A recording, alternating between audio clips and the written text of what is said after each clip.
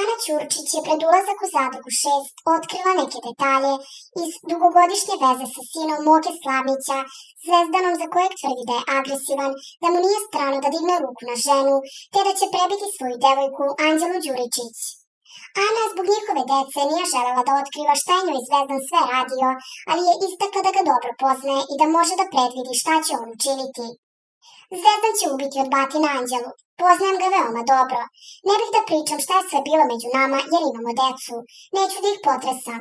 Ćutala sam i tešila sebe da će se promeniti jer me voli, a zapravo je bilo sve gore. Kaže Ana i dodaje da će Slavnić šutnuti Anđelu čim je izgustira. Neću mu se vratiti, ona mu je usputna stanica. Do kraja realitija će ostaviti i moliti mene da mu se vratim.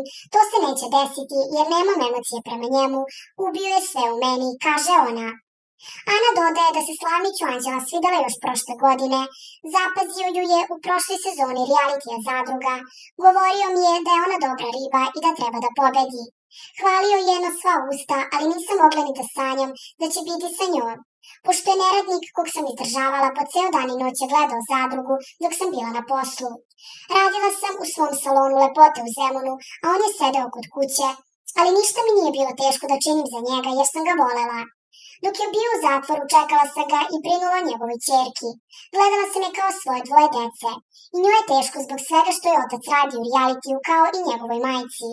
A Moka ko Moka, onda može kupio bi sina parama. Video ga je samo nekoliko puta u životu.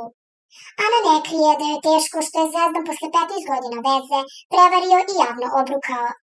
Patim i dalje, bit će mi teško da gledam Zvezdana i Anđelu kako se ljube, ali ću se truditi da mislim na sebe i budućnost moje dece.